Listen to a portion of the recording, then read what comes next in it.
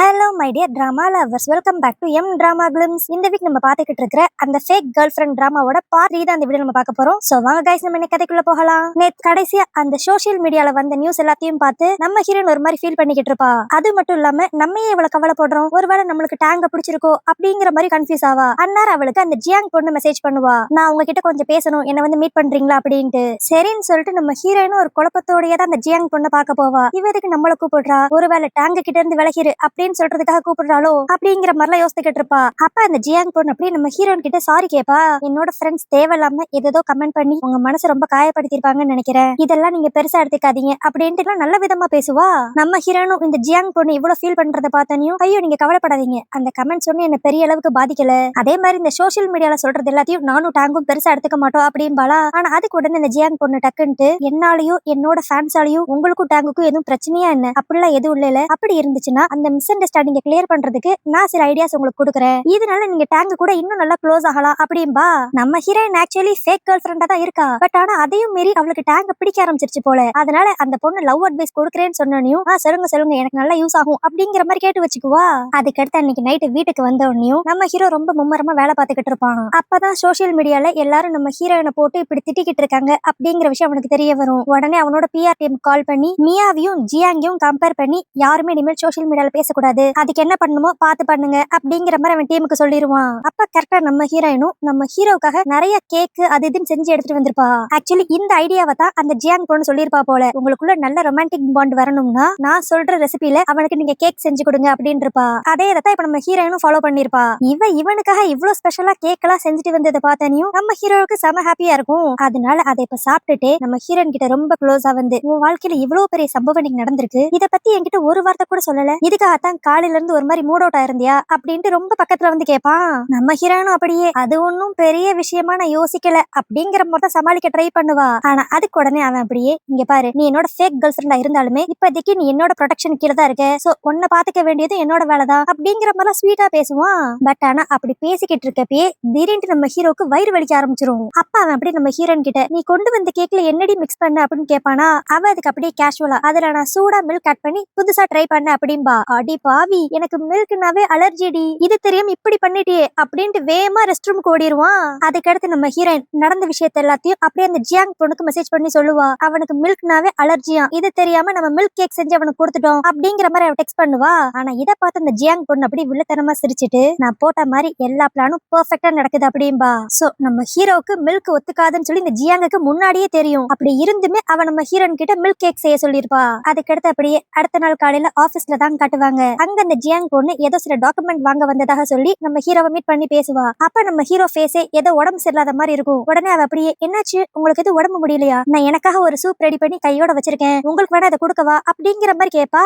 But ஆனா நம்ம hero அந்த சூப்பை வாங்க மாட்டான். இருக்கட்டும் அப்படின்ட்டு அந்த கப்பை தள்ளுவான். கரெக்டா அன்னாரன் பார்த்து இந்த ரூம்குள்ள நம்ம ஹீரோயின் இவனுக்காக இப்ப சூப் ரெடி பண்ணி கொண்டு வந்திருப்பா.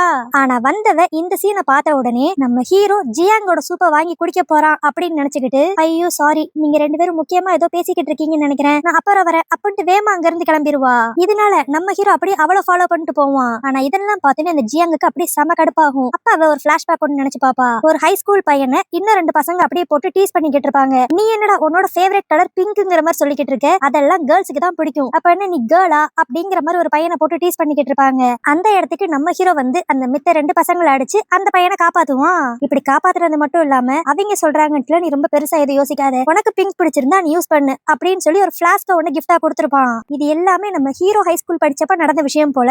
இப்போ அதே பிளாஸ்க தான் அந்த ஜியாங் பொண்ணு கையில வச்சுக்கிட்டு அப்படியே யோசிச்சுக்கிட்டு இருப்பா. கடைசியில அந்த சூப்பர் நம்ம ஹீரோ வாங்காதனால கோவத்துல அந்த பிளாஸ்க அப்படியே டஸ்ட்பின்ல போட்டு கிளம்பிடுவா. சோ நம்ம ஹீரோவோட ஹை ஸ்கூல் ஃப்ரெண்டுக்கும் இந்த ஜியாங் பொண்ணுக்கும் ஏதோ ஒரு சம்பந்தம் இருக்கு அப்படிங்கிறது இப்ப நல்லா தெரியுது. அதுக்கடுத்து இப்ப நம்ம ஹீரோனை தான் காட்டுவாங்க. அவ அப்படியே கோவத்துல அந்த சூப்பை போட்டு குத்திக்கிட்டே இருப்பா. உனக்காகலாம் நான் போய் சூப் ரெடி பண்ணேன் பாரு, அதான் உனக்கு குடுக்கறதுக்கு ஜியாங் ரொம்ப தூரத்துல இருந்து வந்திருக்காளே அப்படின்ட்டு அந்த சூப்பை பார்த்து திட்டிக்கிட்டே இருப்பா. அப்ப அந்த இடத்துக்கு நம்ம ஹீரோ வந்து டக்குன்னு அந்த சூப்பை புடுங்கி குடிக்க ஆரம்பிச்சிருவான். அதுக்கு உடனே நம்ம ஹீரோயின், இந்த சூப் ஒண்ணு நான் உங்களுக்காக ரெடி பண்ணல, அதான் ஜியாங் கொண்டு வந்திருக்காளே, அந்த சூப்பை போய் குடிங்க அப்படின்ட்டு லைட்டா கடுப்பாவா. ஆனா அதுக்கு உடனே நம்ம ஹீரோ, இங்க இவ்வளவு டேஸ்டியான சூப் இருக்கிறப்ப நான் எதுக்கு அந்த சூப் எல்லாம் குடிக்க போறேன் அப்படின்ட்டு நம்ம ஹீரோயினை வம்பிழுத்து அதை புடுங்கி அவன் குடிக்க ஆரம்பிச்சிருவான். அதுக்கடுத்து அன்னைக்கு நைட்டு நம்ம ஹீரோயின் வீட்டுக்கு வந்த கடுத்து அந்த ஜியாங் பொண்ணு இவளுக்கு கால் பண்ணுவா. கால் பண்ணி அப்படியே, இன்னைக்கு நான் ஆபீஸ்க்கு வந்தேன், உங்களை பார்த்து பேசலாம்னு நினைச்சேன், ஆனா நீங்க ரொம்ப பிஸியா இருந்தீங்க, அதனாலதான் உங்ககிட்ட பேச முடியல, இன்ஃபேக்ட் அங்க நான் மெயினா வந்ததுக்கு காரணமே உங்களை பாக்குறதுக்கு தான் அப்படிங்கிற மாதிரி வேற போய் சொல்லுவா.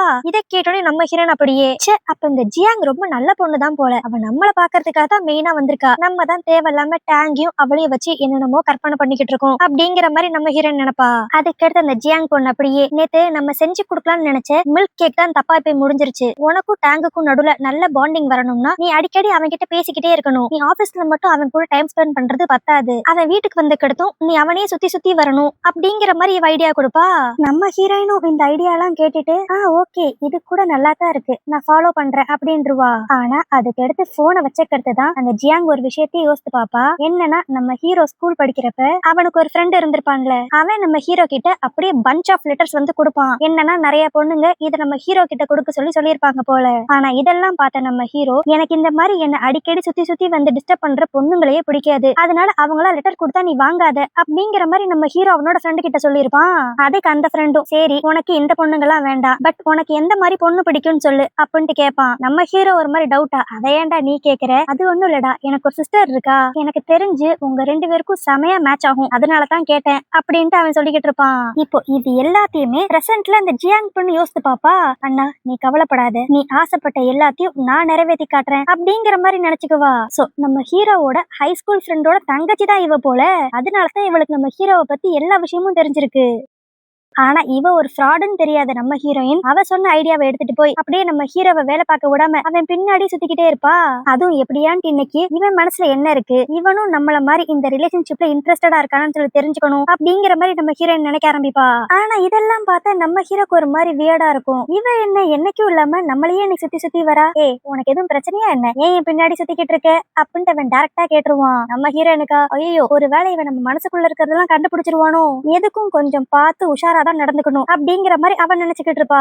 ஆனா அப்போ அன்பார்ச்சுனேட்டா நம்ம ஹீரோயின் பதட்டத்துல அங்க பக்கத்துல இருந்த ஒரு ஷோகேஸ் பொம்மையை உடைச்சிருவா. சரி அது ஏதோ சாதாரண பொம்மை அப்படின்னு நினைச்சா இத பார்த்து நம்ம ஹீரோ செமையா கடுப்பாவான். உன்னை யார் என்னோட பொருள் எல்லாம் தொட சொன்னது, தயவு செஞ்சு இந்த இடத்தை விட்டு போயிரு அப்படின்ட்டு கத்தி விட்டுருவான். பாவம் இதனால நம்ம ஹீரோயின் ரொம்ப அப்செட் ஆகி அப்படியே நடந்த எல்லா விஷயத்தையும் அந்த ஜியாங்குக்கு தான் போன் பண்ணி சொல்லுவாளா. இதை கேட்டோன்னே அவளுக்கு செம சந்தோஷமா இருக்கும். ஆனா அப்ப அப்படியே நம்ம ஹீரோயின் எனக்கு தெரிஞ்சு நான் முக்கியமான பொருள் ஏதோ உடைச்சிட்டேன்னு நினைக்கிறேன், நான் இப்பயே போய் அவன் கிட்ட சாரி கேக்குறேன் அப்படின்பா. ஆனா அதுக்கு அந்த ஜியாங் பொண்ணு அவசரப்படாத, ஏற்கனவே அவன் மேல கோவமா இருக்கான், இப்ப போய் நீ அவன் கிட்ட சாரி கேட்டேன்னா பிரச்சனை பெருசாதான் ஆகும், அதனால இதை ஆற போட்டு மெதுவா தான் அதை ஹேண்டில் பண்ணணும் அப்படின்பா. ஆனா இவ சொல்றதெல்லாம் கரெக்டா தான் இருக்கும் அப்படின்னு நம்பிக்கிட்டு நம்ம ஹீரோயின் இப்ப போய் நம்ம ஹீரோ கிட்ட சாரி கூட கேட்க மாட்டா.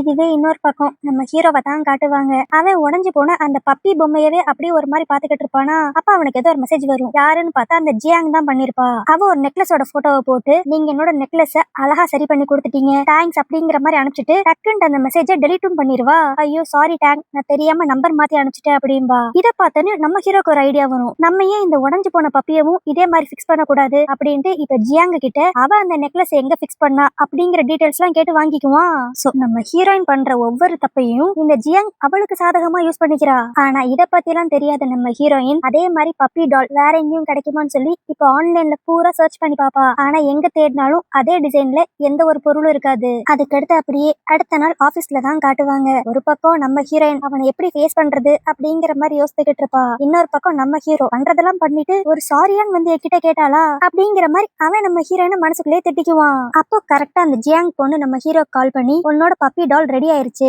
அதை நீ எப்ப வேணாலும் வந்து கலெக்ட் பண்ணிக்கலாம் அப்படின்பா. நம்ம ஹீரோ ஐயோ ரொம்ப தேங்க்ஸ், அது எனக்கு ரொம்ப முக்கியமான பொருள், இதுக்கு கைமாறா நான் உனக்கு என்ன செய்ய போறேன்னு தெரியல அப்படின்பானா. நீ எனக்காக பெருசாலாம் ஒண்ணும் செய்ய வேண்டாம், நம்ம எல்லாரும் சேர்ந்து ஒன்னா லஞ்ச் சாப்பிடலாம், எனக்கு வெளி சாப்பாடு சாப்பிட்டு அழுத்து போச்சு, அதனால ஒரு சேஞ்சுக்கு நான் உன்னோட வீட்டுக்கு வரேன், நீயும் மியாவும் எனக்கு குக் பண்ணி கொடுங்க அப்படின்பா.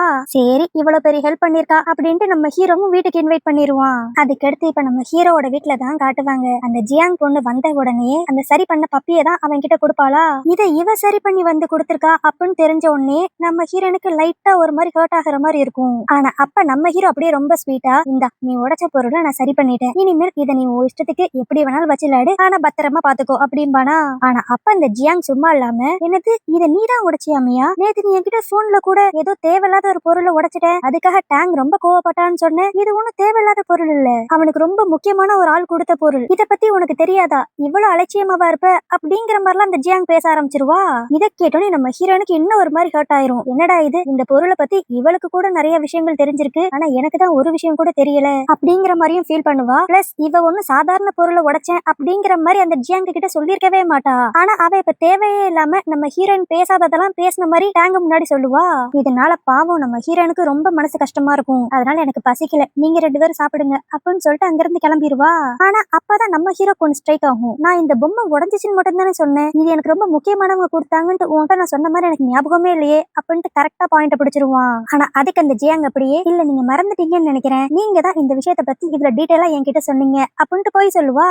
பட் இருந்தாலும் இவ ஏதோ ஒரு டபுள் கேம் விளையாடுறா அப்படிங்கிற டவுட் நம்ம ஹீரோக்கு வந்துரும். அதனால இன்னைக்கு சிச்சுவேஷன் எதுவும் சரியா இல்ல, நம்ம இன்னொரு நாள் மீட் பண்ணலாம், இப்ப போய் நான் மியாவை போய் பார்க்க போறேன் அப்படின்ட்டு நம்ம ஹீரோ உள்ள வந்துருவான். அங்க பார்த்தா நம்ம ஹீரோயினுக்கு ஒரு பொம்மையை வச்சு அப்படியே அழுதுகிட்டு இருப்பா. என்கிட்ட கூட எந்த விஷயத்தையும் சொல்லல, ஆனா எல்லா விஷயத்தையும் அவகிட்ட சொல்லியிருக்க, அப்போ உனக்கு என்ன விட அவதான் முக்கியம் நல்லாவே தெரியுது அப்படிங்கிற மாதிரிலாம் அந்த பொம்மை கிட்ட புலம்பிக்கிட்டு இருப்பா.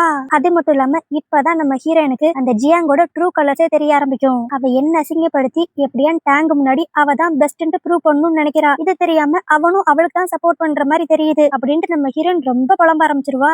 அப்ப கரெக்டா நம்ம ஹீரோ வந்துருவானா, அவன் நம்ம ஹீரோயினை ஆறுதல் படுத்தலாம் ட்ரை பண்ணுவா. ஆனா அதுக்கு உடனே அவ நீங்க ஒன்னு சமாதானம் படுத்த வேண்டாம், அதான் உங்க ரியல் கேர்ள் ஃபிரெண்ட் வெளியே இருக்கால அவகிட்ட போய் பேசுங்க அப்படின்பா. நம்ம ஹீரோக்கு ஒரு மாதிரி ஷாக் ஆயிரும். என்னது நானும் ஜியாங்கும் லவ்வர்ஸா அப்படின்ட்டு நீயா தப்பா புரிஞ்சுக்கிட்டா, அதுக்கு நான் ஒண்ணும் பண்ண முடியாதுமா. ஓ லவ்வர்ஸா இல்லாதனாலதான் உன்னை பத்தின எல்லா விஷயமும் அவளுக்கு தெரிஞ்சிருக்கா. இங்க பாரு, அவளுக்கு எப்படி என்ன பத்தின எல்லா விஷயமும் தெரிஞ்சிச்சுன்னு எனக்கு தெரியல, ஆனா நீ இப்ப நடந்துக்கிறதெல்லாம் பார்த்தா லைட்டா உனக்கு பொறாமையா இருக்கிற மாதிரி தான் தோணுது. அதனால நான் என்ன பத்தின எல்லா விஷயத்தையும் உன்கிட்ட டீடைலா சொல்றேன் அப்படின்னு சொல்லிட்டு சின்ன வயசுல இருந்து அவனோட வாழ்க்கையில நடந்த எல்லா முக்கியமான விஷயத்த பத்தியும் இப்ப நம்ம ஹீரோன் கிட்ட அவன் சொல்லுவான். அதே மாதிரி அந்த பப்பி டாலுமே அவன் சின்ன வயசா இருக்கிறப்ப இவனோட தாத்தா இவனுக்காக ஸ்பெஷலா செஞ்சு கொடுத்த பொம்மை தான் அது. அதனாலதான் அதை நம்ம ஹீரோ ரொம்ப பொக்கிஷ மாதிரி வச்சிருந்திருப்பான். இப்போ இத பத்தி எல்லாம் சொல்லிட்டு இவனோட ஹை ஸ்கூல் போட்டோஸ் எல்லாம் எடுத்து காமிச்சுக்கிட்டு இருப்பானா. அதுல நம்ம ஸ்டார்டிங்ல இருந்து பையனை பார்த்திருப்போம், அவனும் நம்ம ஹீரோவும் சேர்ந்து இருக்கிற மாதிரி ஒரு போட்டோ இருக்கும். இத பார்த்துட்டு நம்ம ஹீரோ அப்படியே ஹை ஸ்கூல் படிக்கிறப்ப எனக்கு இவன் தான் ரொம்ப க்ளோஸ், அவனை நிறைய பேர் அடிக்கடி புள்ளி பண்ணுவாங்க, நான் தான் அவனை போய் காப்பாத்துவேன், இப்படிதான் எங்க ஃப்ரெண்ட்ஷிப்பே உருவாச்சு. ஆனா எல்லாம் ஹை ஸ்கூல் படிக்கிற வரைக்கும் தான், அதுக்கடுத்து அவன் எங்க போனா என்னானா அப்படிங்கிற எந்த விஷயமும் தெரியாது அப்படிங்கிற மாதிரி அவனை பத்தின எல்லா விஷயத்தையும் அவன் நம்ம ஹீரோயின் கிட்ட சொல்லுவான். அதுக்கடுத்து இப்ப நம்ம ஹீரோயின் அவளோட வாழ்க்கைய பத்தி சொல்லுவா. அவளுக்கு ஃபர்ஸ்ட் 5 வயசு வரைக்கும் என்ன நடந்துச்சுன்னு பெருசா ஞாபகம் இருக்காதான். ஏன்னா அவளுக்கு 5 வயசு இருக்கிறப்ப ஏதோ ஒரு ஆக்சிடென்ட் ஆச்சான். அதனால அதுக்கு முன்னாடி இருக்கிற மெமரிஸ்லாம் எனக்கு மறந்துருச்சு. பட் ஆனா அதுக்கு அடுத்து இருக்கிற மெமரிஸும் பெருசா சொல்லிக்கிற மாதிரி இருக்காது. சின்ன வயசுல இருந்து என்னோட பாட்டிக்கும் என்னோட அப்பாவுக்கும் எனக்கு பெருசா பிடிக்காது. எங்க அம்மா தான் எப்பயுமே எனக்கு எல்லா விஷயத்தையும் சப்போர்ட் பண்ணுவாங்க. இன்ஃபேக்ட் சொல்ல போனா என்னோட ஸ்கூல் ஃபீஸ் காலேஜ் ஃபீஸ் எல்லாத்தையுமே எங்க அம்மா தான் கஷ்டப்பட்டு கட்டுவாங்க. என்னோட பாட்டியும் என்னோட அப்பாவும் என்னை எப்படியா சீக்கிரம் கல்யாணம் பண்ணி இந்த வீட்டை விட்டு துரத்தி விட்டுறணும் அப்படிங்கிற எண்ணத்துல மட்டும் தான் இருந்தாங்க. அதனாலதான் எனக்கு என்னோட ஃபேமிலியில எனக்கு யாரையுமே பிடிக்காது, என்னோட அம்மாவை மட்டும் தான் எனக்கு ரொம்ப பிடிக்கும் அப்படிங்கிற மாதிரி அவளும் அவளோட சைட் ஸ்டோரியே சொல்லுவா. அதுக்கடுத்து அப்படியே அடுத்த நாள் தான் காட்டுவாங்க. நம்ம ஹீரோயின் பிசினஸ் டீலிங் பத்தி பேசுறதுக்காக இப்ப அந்த மூவை மீட் பண்ண வருவாளா. அவங்க 2 பேரும் பேசி முடிச்சுக்கடுத்து நம்ம ஹீரோயின் கிளம்பலான்னு பாப்பா. ஆனா அப்ப அந்த மூவ் அப்படியே நீங்க இந்த மீட்டிங்காக ரொம்ப தூரத்துல இருந்து வந்திருக்கீங்க, உங்களுக்கு நான் எதுவுமே கொடுக்காம அனுப்பிச்சா நல்லாவா இருக்கும், இப்ப டின்னர் டைம் ஆயிருச்சு, வாங்க நான் இன்னைக்கு உங்களுக்கு ட்ரீட் கொடுக்குறேன் அப்படின்ட்டு அவன் நம்ம ஹீரோயினை ஒரு ரெஸ்டாரண்ட் கூட்டு போயிருவான். ஆனா அங்க போன கடத்தும் அந்த மூ நம்ம ஹீரோனை நல்லா கவனிச்சுக்குவான். அவளுக்கு கறியை கட் பண்றதுக்கு ரொம்ப கஷ்டமா இருக்கும்னு சொல்லி இவனே எல்லாத்தையும் அழகா கட் பண்ணி நம்ம ஹீரோனுக்கு சர்வ் பண்ணுவான். அப்ப அப்படியே அந்த மூ நம்ம ஹீரோனை பார்த்து உன் கூட பழகுறதுக்கு எனக்கு ரொம்ப ஈஸியா இருக்கு, ஏன் தெரியுமா, எனக்கு ஒன்ன மாதிரியே ஒரு பொண்ணு தெரியும், அவ கொஞ்சம் பாக்குறதுக்கு ஒன்ன மாதிரியே தான் இருப்பா, பர்சனாலிட்டி வைஸ்லயும் உங்க 2 பேருக்கும் அவ்வளவு ஒற்றுமை இருக்கு அப்படிங்கிற மாதிரி அவன் சொல்லிக்கிட்டு இருப்பான். அப்ப நம்ம ஹீரோயின் டக்குன்ட்டு நீங்க இவ்வளவு சொல்றத பார்த்தா அந்த பொண்ணு உங்களுக்கு வெறும் ஃப்ரெண்டு மாதிரி தெரியலையே, என்ன உங்களோட கேர்ள் ஃப்ரெண்டா அப்படிங்கிற மாதிரி கேட்பா. ஆனா அதுக்கு அந்த மூ ஒரு மாதிரி ஆமா கேர்ள் ஃப்ரெண்டு தான், ஆனா இப்ப அவ என் கூட இல்ல அப்படின்ட்டு ரொம்ப சுகமா சொல்லுவான். இவன் இவ்வளவு சுகமானதை பார்த்ததையும் நம்ம ஹீரோன் அப்படியே டாபிக்கை சேஞ்ச் பண்ணுங்கிறதுக்காக இந்த ரெஸ்டாரண்ட்ல கேக்லாம் நல்லா இருக்கும்னு சொல்லி கேள்விப்பட்டேன், உங்களுக்கு வேணா ஒன்னு ஆர்டர் பண்ணவா அப்படின்னு கேட்பா. அதுக்கு அவன் அப்படியே ஆமா இங்க செரி கேக் ரொம்ப ஸ்பெஷல், நான் வேணா உனக்கு ஆர்டர் பண்ணவா அப்படின்னு கேட்க நம்ம ஹீரோன் ஐயோ எனக்கு செரினாவே அலர்ஜி அப்படின்பாளா. இதை கேட்டுன்னு அந்த மூக்கு இன்னும் ரொம்ப ஷாக் ஆயிரும். ஏன்னா அவனோட கேர்ள் ஃப்ரெண்டுக்குமே செரி அலர்ஜியா தான் இருந்திருக்கும். சோ இதுலயே நம்ம ஹீரோனுக்கும் இவனோட எக்ஸ் கேர்ள் ஃப்ரெண்டுக்கும் நிறைய ஒற்றுமை இருக்கு அப்படிங்கறத இந்த மூ புரிஞ்சுக்குவான். அதனால இப்ப நம்ம ஹீரோயின் கிட்ட உனக்கு எதுவும் அக்கா இருக்காங்களா அப்படின்ட்டு கேட்க வருவான். ஆனா அன்னாரன் கரெக்டா பார்த்து நம்ம ஹீரோ கால் பண்ணிடுவான். நீ எங்க இருக்க, உனக்கா நான் வெயிட் பண்ணிக்கிட்டு இருக்கேன் அப்படின்ட்டு அவன் சொல்ல நம்ம ஹீரோயின் நான் மூ கூட சாப்பிட்டுக்கிட்டு இருக்கேன் அப்படின்னு சொன்ன உடனே ஹீரோக்கு செமையா காண்டாயிரும். நான் உனக்காக இங்க வெயிட் பண்ணிக்கிட்டு இருக்கேன், நீ என்ன அவன் கூட சாப்பிட்டுக்கிட்டு இருக்கியா, எனக்கு தெரியாது, இன்னும் 1/2 மணி நேரத்துல நீ வீட்டுக்கு வந்து சேரணும் அப்படின்ட்டு ஆர்டர் பண்ணுவான். அதனால நம்ம ஹீரோயினும் பாதிரி அந்த ரெஸ்டாரண்ட்ல இருந்து கிளம்பிடுவா. அதுக்கடுத்து நம்ம ஹீரோயின் வீட்டுக்கும் வந்துருவா. வந்த உடனே நம்ம ஹீரோ நைட்டு மணியை பாரு 9க்கு மேலே ஆச்சு, இந்நேரம் நீ ஒரு பையனோட போய் வெளியே ஹோட்டல்ல சாப்பிட்டுக்கிட்டு இருக்க. நான் ஒரு பிசினஸ் விஷயமா மூவ பார்க்க போனேன். அதுக்கடுத்து அவர் டின்னருக்கு இன்வைட் பண்ணாரு. அதனாலதான் அவர் கூட சாப்பிட்டேன். இதுக்கெல்லாம் நீ ஏன் இவ்வளவு கோச்சிக்கிற? இன்னைக்கு என்னோட பர்த்டே தெரியுமா? நான் உனக்காக எங்க வீட்டுல காத்துக்கிட்டு இருக்கேன். ஆனா அதை பத்தி நீ அக்கறை எல்லாம் வெளியே சுத்திக்கிட்டு இருக்க. என்னது இன்னைக்கு உனக்கு பர்த்டேவா? சொல்லவே இல்ல. சரி கவலைப்படாத, உனக்காக இப்ப நான் சூப்பரா ஒரு டின்னர் ரெடி பண்ணிட்டு வரேன் அப்படின்னு சொல்லிட்டு கிச்சன்ல போய் அங்கிட்டும் இங்கிட்டும் திரிஞ்சு கடைசியில ரெண்டே ரெண்டு அவிச்ச முட்டை எடுத்துட்டு வருவா.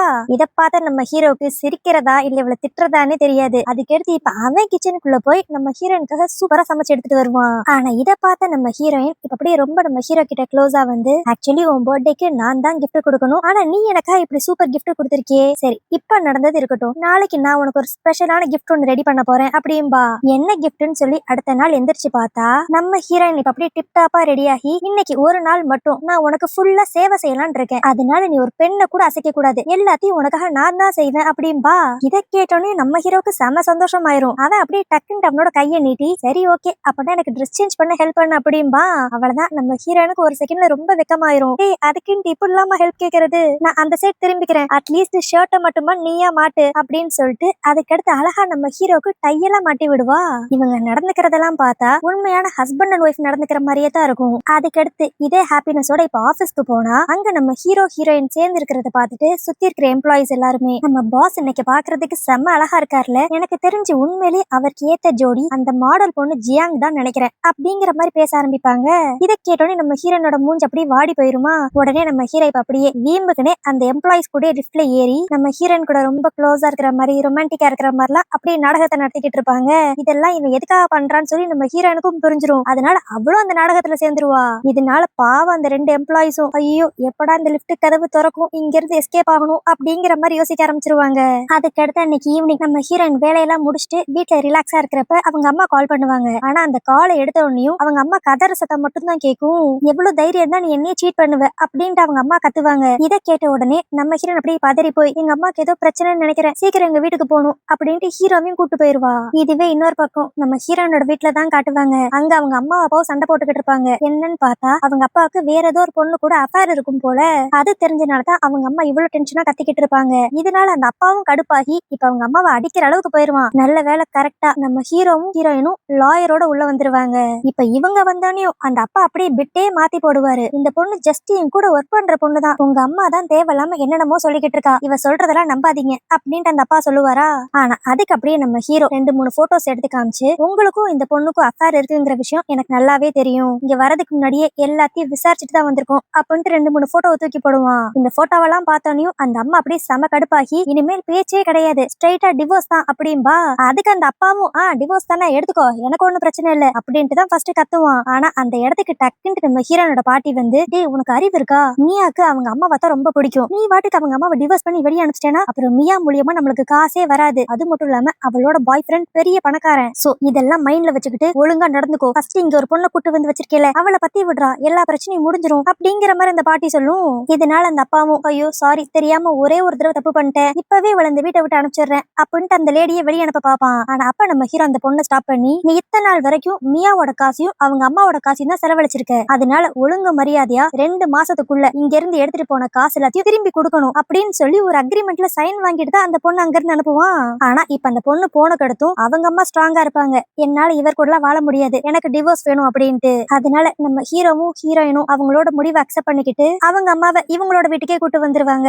அதுக்கடுத்து நம்ம ஹீரோவும் பெருந்தன்மையா, நீ உங்க அம்மாவும் நம்மளோட பெட்ரூம்ல இருந்துக்கோங்க, கெஸ்ட் ரூம்ல இருந்துக்கிறேன் அப்படின்பானா.